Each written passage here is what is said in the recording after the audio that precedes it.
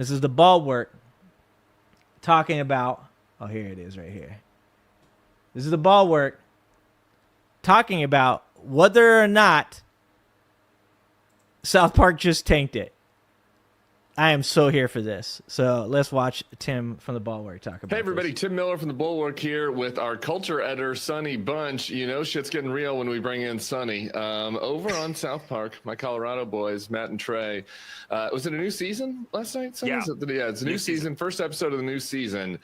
And they went hard in the paint at Tiny Dick's Donald Trump. And these guys have kind of avoided Trump discourse, not completely, but, you know, just they've even said in interviews about how challenging it is to spoof Trump, you know, because of the nature of Donald Trump. But for a few reasons, there's been a change of tune. And when I saw this stuff coming across last night before I went to bed, I got to tell you, it is fucking hilarious. Like they really go after Trump's little pee-pee and his really... I haven't seen the episode, but I've read, okay? I've read the article. We all know how to get at an insecure male. Like, I've always said that, like, you know, people will come into my chat, MAGA people, right? MAGA people will come into my chat, and they'll go, "You look like you're gay." And I'll go, "Yep, for you. Just for you, Bob. Just for you. Just gay for you, dude. Me and you, we could hang out. We could make out. Should we do it?" Because I don't have insecurities like that. I don't give two shits whether or not people think that I'm gay or not. There ain't nothing wrong with being gay. I don't care, man. You know, I ain't got to parade my two kids and my wife of 20 years out in front of everybody to be like, "Look, totally not gay, guys. Totally not." It's not necessary. No, instead, I want to lean into that shit. I want to put my hand on his shoulder. I want to run my fingers down his back. Does that make you uncomfortable, sir? Good. That's how all the women in your life feel. We know how to get at the insecurities of somebody like Donald Trump. Stormy Daniels told us all about how that little mushroom told us all about how teeny tiny it was. All about it.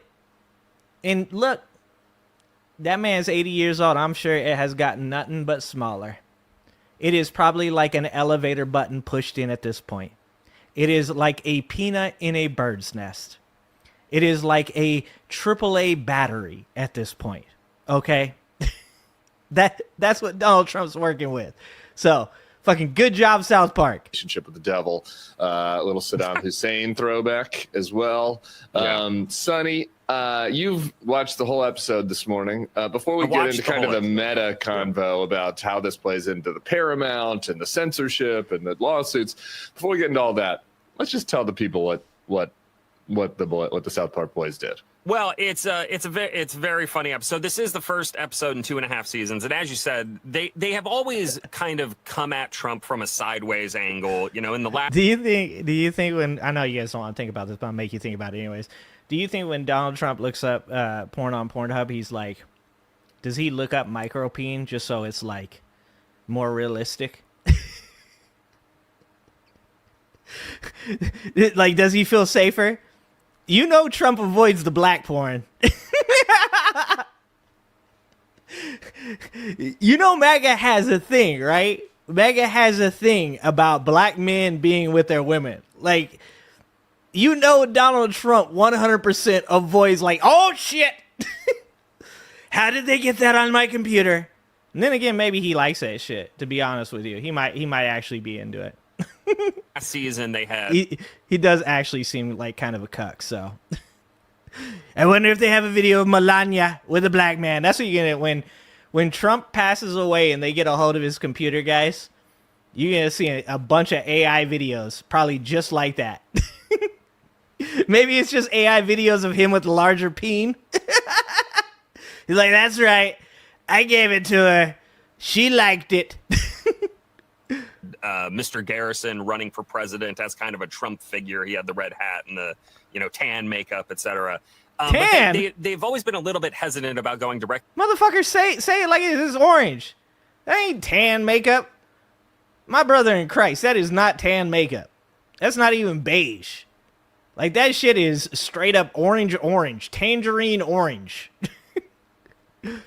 At Trump, just because, as you say, it's hard to satirize somebody like Donald Trump. 100%. Also, everybody else was doing it. Like, there was no shortage of people mocking Donald Trump, so they always kind of like stayed away from it. This season, they went head on directly at Donald Trump. If longtime fans of the show will remember how they treated Saddam Hussein. Yes, they used actual images of Saddam Hussein and gave him kind of a flappy head and a funny voice and had him in bed with Satan. They've literally put Donald Trump into this same exact position this season. At least they made Satan look like he's not real excited. That's good. I feel like they did Satan so wrong in this video. I mean, they already did him with Saddam. Now they're gonna put an even worse dictator in there next to him. I mean, who's next? JD Vance? wait, guys. Who's next? Who's next? Ah, who is next? RFK? Maybe RFK? Pete Hegseth? What if they put Pete Hegseth in there with Satan? That'd be with a bottle of whiskey. Or does he likes vodka, right? A bottle of vodka? As the season begins. And the thrust of the episode is the boys at South Park are very confused because, first off, Cartman can't listen to NPR, which he loved because it was always full of women and minorities complaining about things. And that's his watch. Their tears of sadness brought him great joy.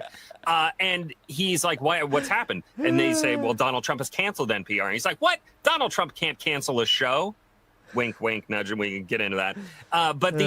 And from there, Jesus has been reintroduced to South Park. He's in the schools. Jesus is in the schools. He's in the schools.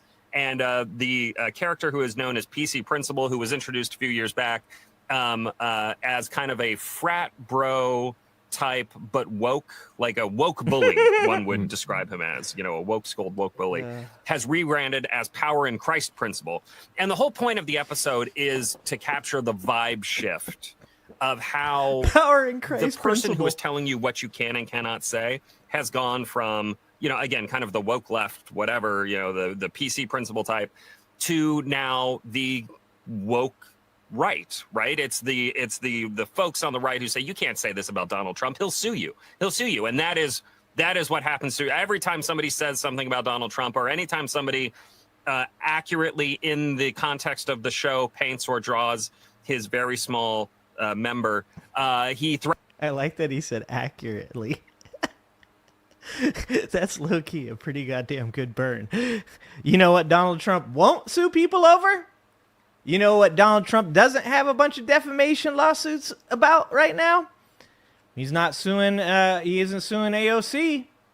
He's not suing Elon Musk. You know why he's not suing those people? Because the shit they're saying is true. And I hope you guys know, have you guys seen the article that just came out that says that the Epstein estate, so the Epstein estate is represented by not represented, the guy who's friends with the person who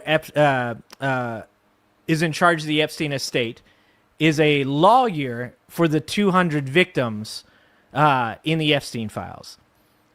And he said that they are in possession of the 50th birthday book.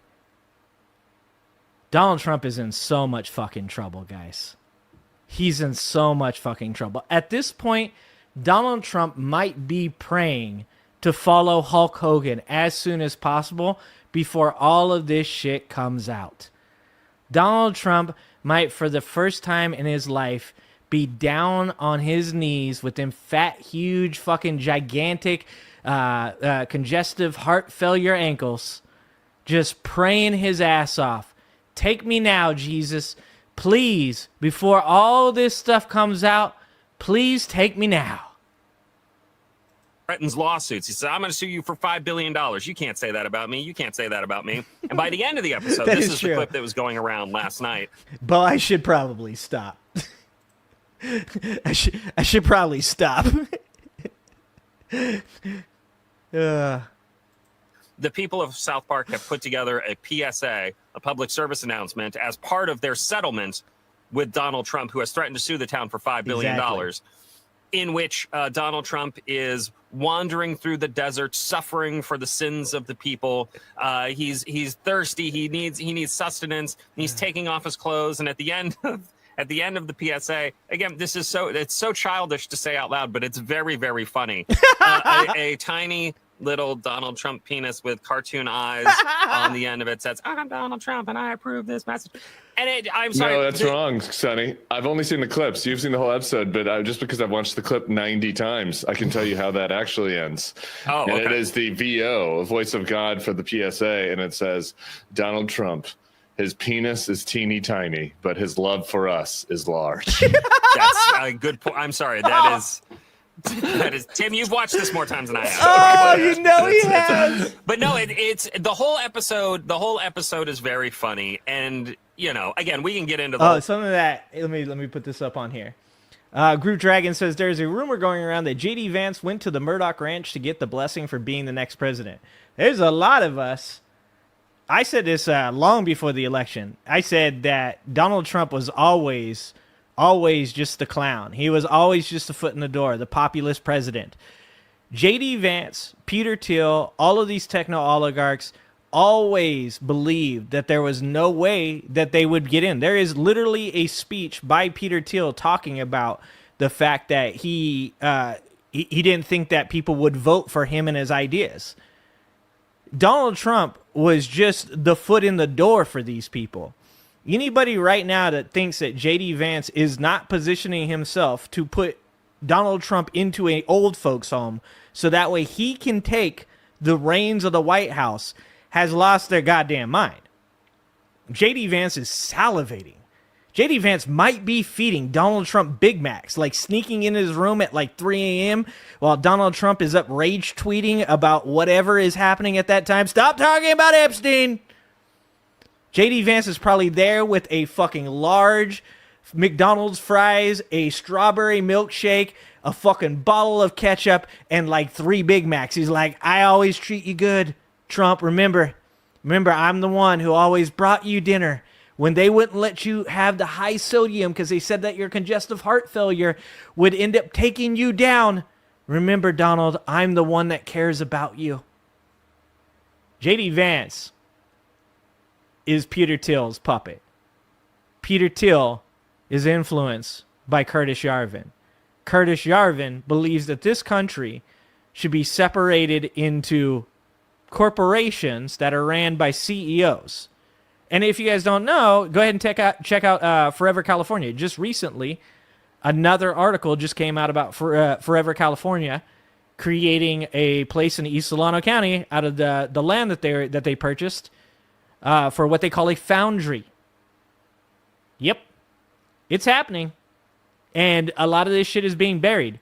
You should be checking that stuff out.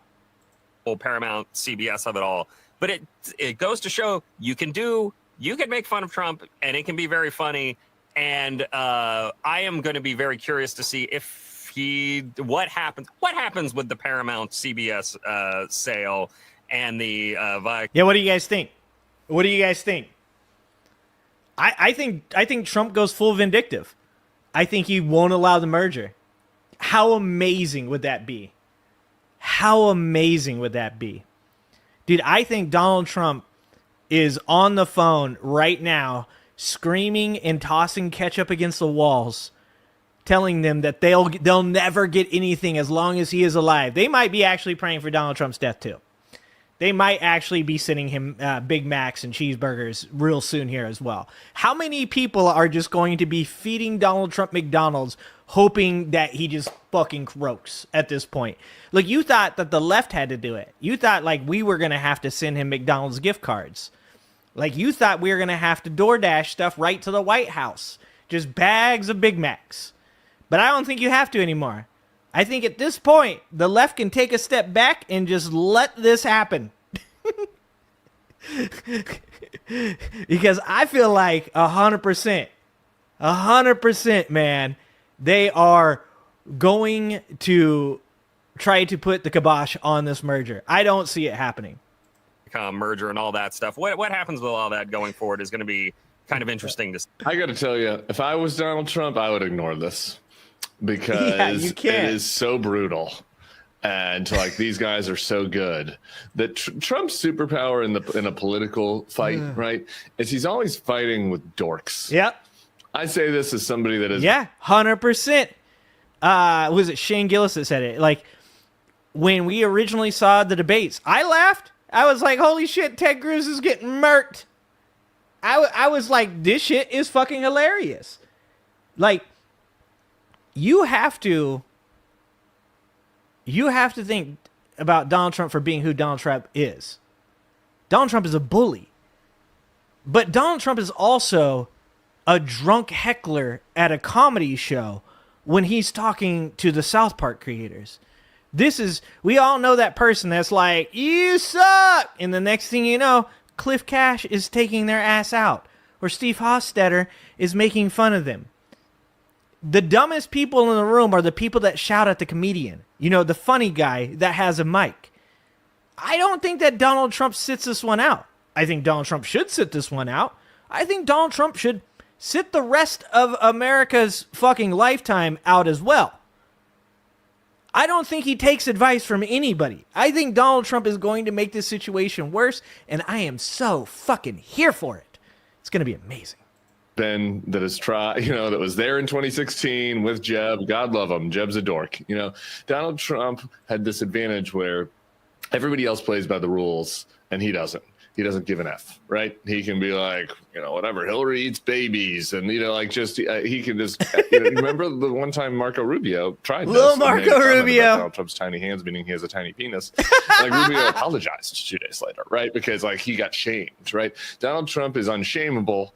And so he can even though he is weak, he can take an alpha posture in a fight with other politicians. Dude, Groove is onto something. Groove is onto something. Guys, do that. Do that so hard. Go on Twitter and do that. Go in right-wing channels and do that. That is fucking brilliant, Groove. That is brilliant. Because he's willing to do stuff that they're not, right, frankly.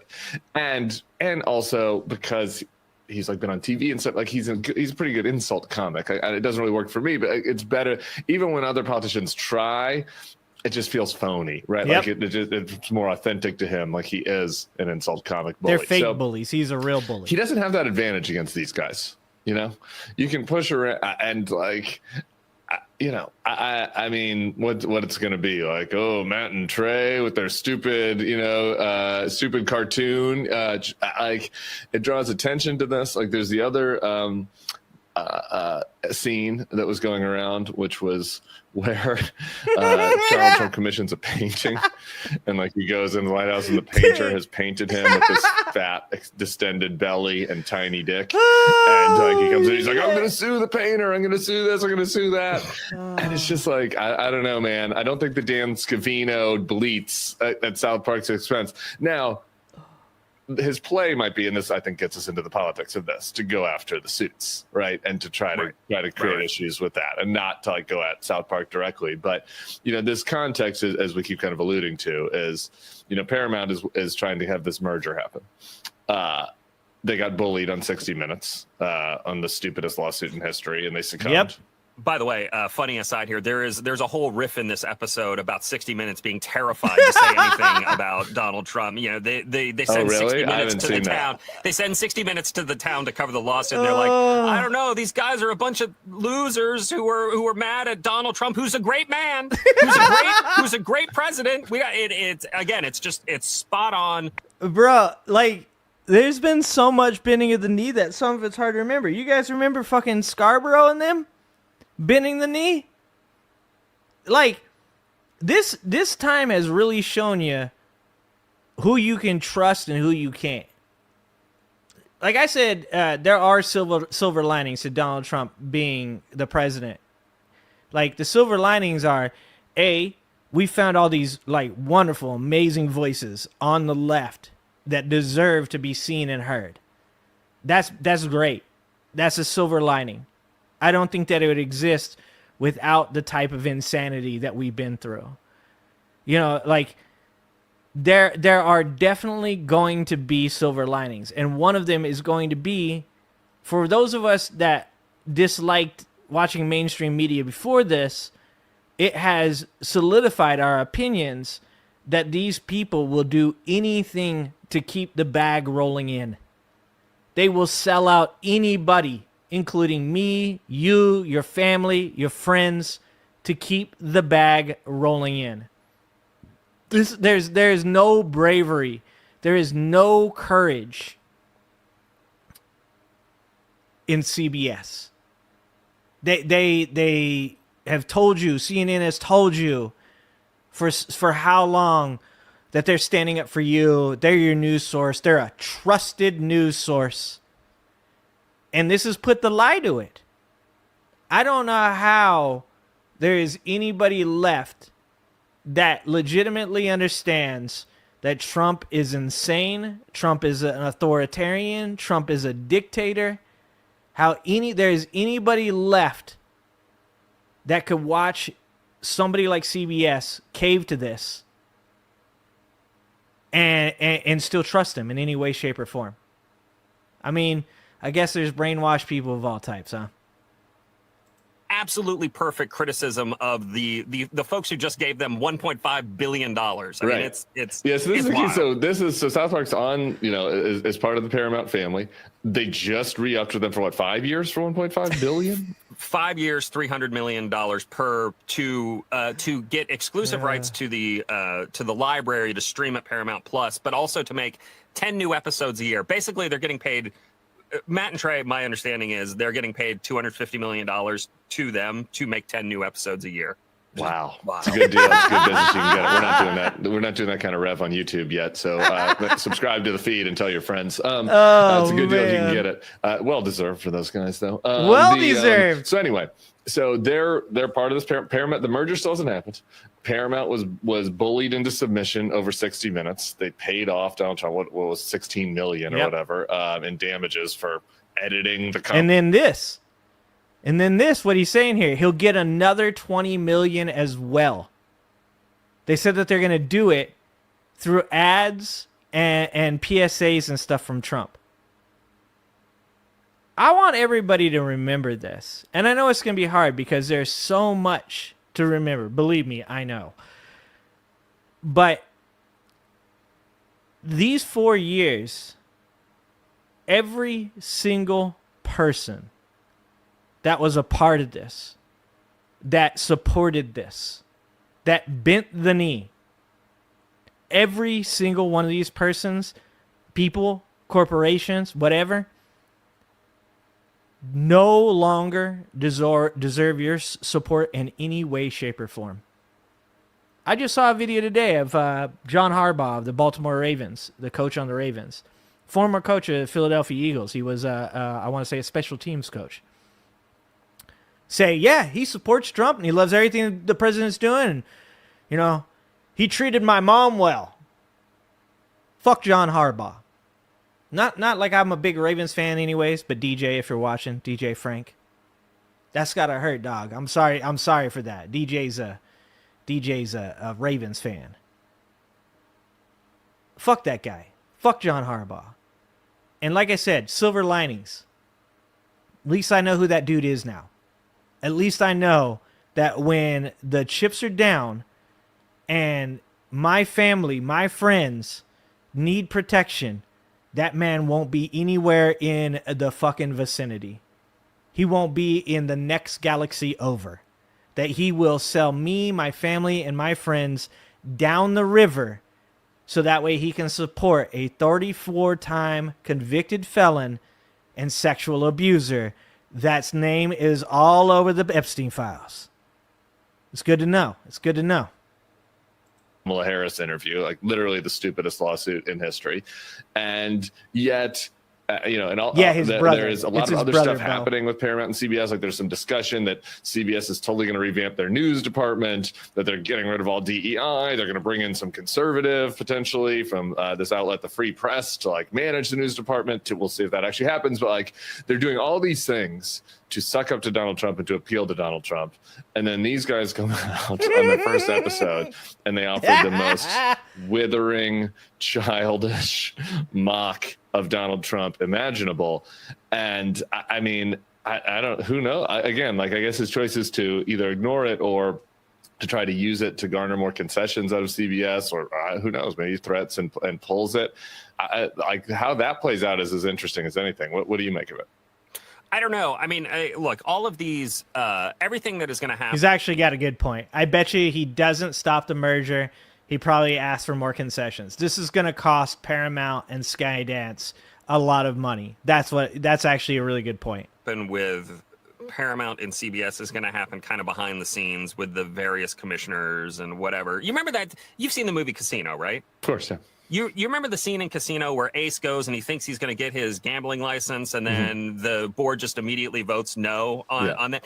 That is what could end up happening to Paramount, right? Just kind of a quick no vote without any real explanation, which will then be followed a day later by Donald Trump just putting it out on Truth Social like, yeah, I tanked it. Yeah, you know he's going to. There's going to be a gigantic tweet. Oh, shit. I can't wait until 4 a.m, guys. Do you guys know? You guys know that the 4 a.m. tweet storm that's going to happen tomorrow morning is going to be off the charts. It's going to be insane. I mean, how is he going to do it, though? Because he's already combating all this other shit right now. How's he going to fit in his hate and anger for South Park fucking going in on him so hard when he's having to defend himself on all sides by all the Epstein information just dropping out of the sky on his dome right now? Oh, 4 a.m. is going to be lit, guys. I tanked it because of South Park. What are you going to do now? And like, whatever. But you say Donald Trump should ignore this. And I think that is the kind of traditionally correct response, right? Since Donald Trump never does the traditionally correct thing. That's true. There's no Never. reason why he can't treat this like just another reality TV feud for him to rile up his base. Look at you thought the South Park guys were on your side, MAGA. You thought that they were anti-woke. They're What is MAGA? Where do they shop? What do they watch? Who do they listen to? Like, there's nobody left. All their comedians suck. All the actors that are good, they hate now. All the stores that have cheap shit in it that they used to buy all the time. Like, even Walmart turned against MAGA. Walmart! That's fucking insane. Walmart turned against MAGA. They can't shop at Target. They can't shop at Walmart. They can't shop at Costco. They hate any type of good music. They're like, fuck Green Day. Apparently, they never listened to the lyrics of Rage Against the Machine. They're like, what the fuck, Rage Against the Machine? All they have is Kid Rock and Ted Nugent left. What the fuck are these? Like, they can't watch a movie that has a gay person in it. That means they've never seen Game of Thrones. Sorry for your loss. Although that last season wasn't great. Maybe they dodged a bullet there. They got no TV shows. They got no movies. They got no music. They got no comedians. They don't like certain beers. Like, holy Jesus. What the fuck do these people do? No wonder why they're a cult. They can't do anything but watch Trump shit all day long. It's all they have left. the wokest people out there. They're making fun of me. They're making fun of you. They're making fun of Christianity. They're making fun of Jesus Christ. And that's another element of this episode, which is like the commodification of Christ. Like there's a party at the White House, and there's a party at the White House, and everybody's wearing crucifixes, and it's just like women in bikinis and Kid Rock, and it's like it's disgusting, but it's also funny because it's true. Yeah. It's like this is the world in which we live. Yeah. We'll have to see. I'm interested to find out what he decides to do, because I just, even like kind of spitballing potential responses, like they all just seem so sad compared to what Matt and Trey just did to him. You know? Yeah, I don't know how we went up this one. Right? I don't know. It seems a little pathetic and sad. Now, again, sometimes he doesn't care about that. Like, he does things that are pathetic all the time, but he has a cult following, and so they make it seem like it's really great, you know, in their little bubble. But I don't know. I mean, I think the other interesting element that I want to talk about with you about this really quick, about the vibe shift, is this is another thing that's kind of getting out of control for him a little bit, and it relates to the Epstein story is important in the kind of narrow sense of, it's important that the victims get justice, right? It's important. If any story where the president of the United States and the Justice Department is covering something up that is potential illegality by the president, is a story in itself. But to me, like, the broader meta narrative of it is it has provided this opportunity for all of these kind of like contrarian types, you know, libertarian type people that are not really mapped to either party, you know. And people say, like, what is the Joe Rogan of the left? Well, Joe Rogan used to be the Joe Rogan of the left, right? And he's kind of gone back and forth. Like, these types of folks, and contrarian. You know, that's a good way to say kind of stripes, but you can sort of lump in together like the non like political MAGA, right? Like the Rogan and Theo Von and South Park wouldn't even be called MAGA, but like, you know, kind of this anti-woke kind of like, you know, libertarian sort of streak in the culture, right? These guys, the people who don't want to be told what they can and can't say. Yeah. Yeah, that's a good way to describe, like, to sum it up. The people that piled into Trump's field, there, you know, I had to explain to my child, my 14-year-old last night, what QAnon was, and that was difficult because it's fucking unbelievable, right? It's hard to believe that QAnon is actually a thing. But yeah, the people that aren't QAnon, the people that were like, I just want to be able to say the R word whenever I want, you know, I want to be able to say that woman is fat. I want, you know, like, whatever, you know, these people that don't really, like you said, that aren't political, people that are like easily swayed towards fear. You know, a huge theme in that Mehdi Hassan debate were all these white people talking about how they're being replaced, which is fucking insane in the first place, but whatever. It doesn't deserve even 5 seconds of coverage. It's fucking insane. But people that are easily swayed by coming across some conspiracy theory or podcast from somebody that they like, where it's like, this is a slippery slope, dude. Next thing you know, you won't be able to say anything. Meanwhile, of course, now Donald Trump is suing media outlets for saying anything, right? I mean, you have conservatives over on Twitter right now calling for Paramount to cancel Matt and Trey's show. Like, this has crossed the line. They should never go this far. You don't talk about the United States president this way. Like, it's just certain people, whether or not we want to believe it or not, voted for Trump because they were swayed by some stupid fucking podcast that made them think, oh man, this could get so much worse, guys. Like, you don't know, if the woke left gets in office, we're all screwed. And it's like, oh, do you like the healthcare you have? No, like, we need better healthcare. Oh, okay. So if the woke left gets in, you know you're going to get healthcare? Well, will they? I don't know if that's even true, man. Kamala can't talk, and her laugh is weird. Like, that's their fucking debate points. Those are her debate, they're the debate points. Like, literally, they'd say, like, she doesn't have any policies, and I'd be like, oh, can I talk to you about the different policies she has to help enhance the middle class, to build housing? Like, which ones would you like to talk about? Oh, like, dude, whatever. Like, they're not going to follow through with any of that stuff. Like, okay, but you admit she does have policies, and you just said that she didn't. Like, there are certainly these people, and they are libertarians. Jesus Christ, libertarians are insane. Those folks were for reasons that range from legitimate to kind of stupid, like, very upset at the left for the last, like, going back to COVID, basically. And, like, you know, it ties a lot to some of the COVID rules and restrictions. And like now, if Trump is covering up the Epstein thing, and the South Park guys can inject this kind of woke right, like the right wing PC, what I call patriotic correctness, like the stupid stuff that they're putting in, like we have to honor, all of the great things that America always did. You can't like.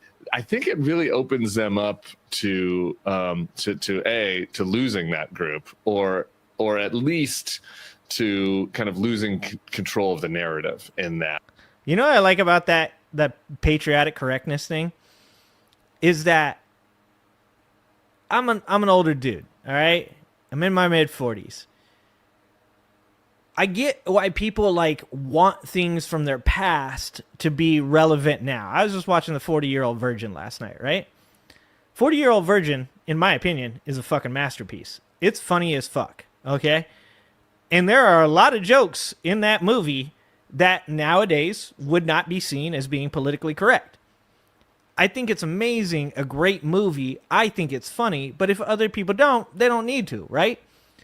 But what I'm saying is there's a nostalgia to watching that movie. And I was thinking about this, how like, you know, our parents or grandparents would watch old movies that we would be like, why are you watching this shit? There's such much better stuff out there, right? So it's because it makes them feel safe. It makes them feel secure. It makes them feel like they're still relevant, that the world hasn't moved on. But I've been saying this for a long time. This isn't my world anymore. This is young people's world, right? Like climate change is going to affect the children. The politicians and the policies they set are going to affect the children. The lack of health care is going to affect the children. AI is going to affect children. Like, the world has moved on past me. Like, I am just occupying space and hoping to do something positive while I'm here for the next iteration of human beings that comes up and is a part of this country. And I think when he says patriotic correctness, he really hits something on the head there. Because people will say things like, well, we just don't celebrate this country like we used to. Like, well, because it's moved on. Because nationalism is really hard to keep up unless you have a dictator in power. Because people that get up every day and work 40 hours a week and are, you know, slaving away just trying to pay their rent and their electricity and have food aren't really interested in fucking, you know, being super patriotic. It's like, yeah, 4th of July comes around, you put on your fucking flag t-shirt, you shoot off some fireworks, and you're like, hey, you know, this holiday is not so bad. Thanksgiving comes around and you're like, well, at least we get to eat food. I said this once and I took some shit for this, but I was like, Thanksgiving is kind of a shitty holiday. I'm sorry. And I'm not even talking about the fucking, you know, the history. I'm talking about the fact that it's kind of boring. Our holidays kind of suck. There isn't like a lot of fun to be had in these holidays anymore. People have, you know, become more separate because of the internet, because of social media, because, you know, your family was forced to move across the state to find a fucking job. And things like Thanksgiving just aren't as much fun if you don't have 10 or 15 of your relatives there, right? And when I was a kid, for as poor as I grew up, one of the things that we do in the trailer park, so where I grew up, there's this like kind of line of trailer parks along this street. It was also the prostitution capital of the city that I lived in. I lived in a really bad place. But we would shut down the block and we'd throw block parties. And we didn't need to have special occasions, but people would all come out with community and they do this stuff. It didn't need to be a holiday. You just did it. You had fun. And I think that there's something really missing from our society. And I think that actually MAGA and these patriots agree with this. I think innately they feel that loss. There's a part of them that yearns for the days that they remember with rose-colored glasses. You know, just like I think about the time that I took mushrooms and almost died. And I'm like, it was kind of fun. Now that I didn't almost die and I think back on that, that was actually a pretty good time. I got a lot of funny stories from it. I think they yearn for it. And they think of like this patriotism thing as something you can just bring back. And you just force everybody into patriotism. But that's Kim Jong-un shit. That's Hitler shit. That's Putin shit. You can't force people to be patriotic. They're not actually patriotic. Instead, what you should be doing is figuring out new ways that appeal to Gen Z to millennials, to what are they on now? Like Gen Alpha or some shit like that now? I don't even know. I'm too old. You need to find ways to engage them in holidays. Christmas is always going to be a big one because everybody likes free shit. Parents, it's kind of sucks for us, but everybody else. 4th of July, I've said this a million times now, is like, I enjoyed fireworks, but you know why I enjoyed fireworks? Because I lived in a trailer park where there was nothing that would burn down. So we would fucking light off, flowers, and we'd fucking pound Whistling Pete's until they exploded, and we do all kinds of bad shit with fireworks. Because it was Bakersfield. There's no trees in Bakersfield. Well, there's one tree, but it's a very lonely tree, okay? A palm tree. And it looks like it's struggling. Now we live in this time where it's like, especially if you live in a place like California, it's like, if you light off a fucking firework, the fucking entire state catches on fire. So I'm saying all the time, I'm like, dude, have you guys never seen these drone shows? They're fucking amazing. They're amazing. You get to fucking see the Death Star, and then the Death Star turns into a Tyrannosaurus Rex, and the Tyrannosaurus Rex eats the Death Star, and it becomes the Enterprise. It's fucking dope. And I tried to sell that to people. I was like, why don't we do drone shows instead? That stuff's pretty fucking amazing. And the rednecks I know are like, yeah, but they don't go boom. I want shit that explodes. I like fire. I like seeing stuff blow up. Like, that's old people. Like, if we really want to see people really engage in their country and really enjoy being a part of it and in part of the holidays that we want to celebrate and kind of bring communities back together, then we better start fucking thinking of ways to do it that appeal to young people, or at least people in their fucking 30s.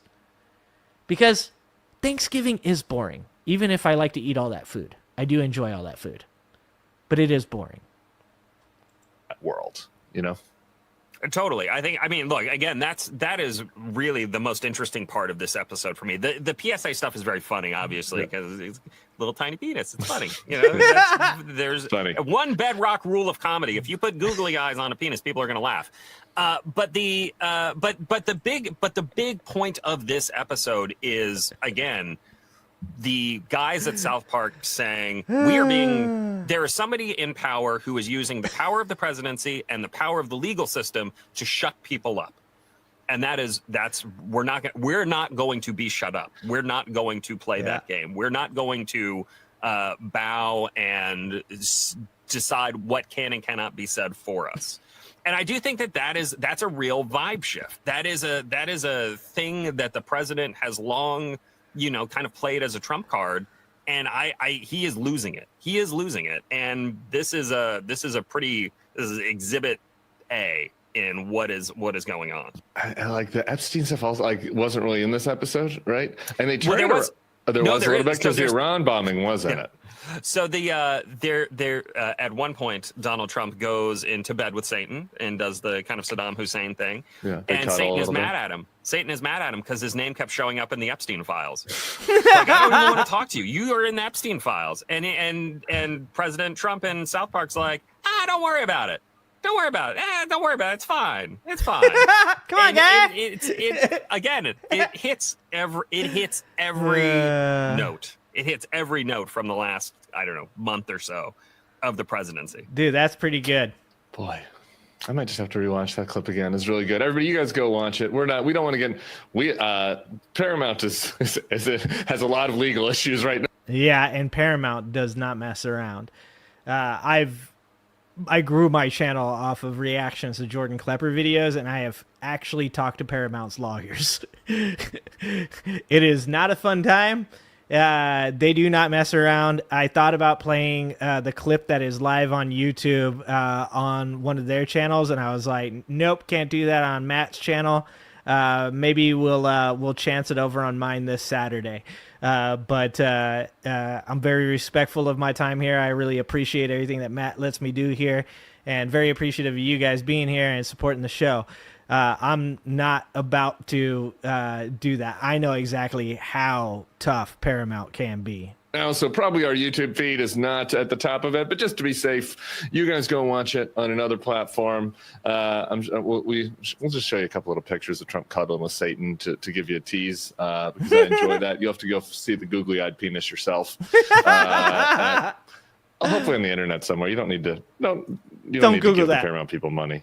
All right, if you don't want to, I get that. Hey, look, I I mean, think they it's just worth paid supporting. $16 million to Donald Trump. 1 month. It's worth supporting Trey Parker and Matt Stone for what they've done. Yeah, can we direct order? Is it like southpark.com? Is it like a direct download? There is actually there's a website, etrumpedus.com. If you go to etrumpedus.com, it'll take you to an embed of the PSA, which you then have to actually click over to YouTube to watch, because they won't even show it on that site, because it's, again, it's a little bit risky. It's they considered want to make sure everybody's sexualization. watching that on YouTube, where they can verify ages and such. Well, thank you to Matt and Trey. They brought back Casa Bonita, and now they have torn Donald Trump down to size. Thanks for watching. If you like this video, please like and subscribe and hit that notification bell, and check out that video on the screen now.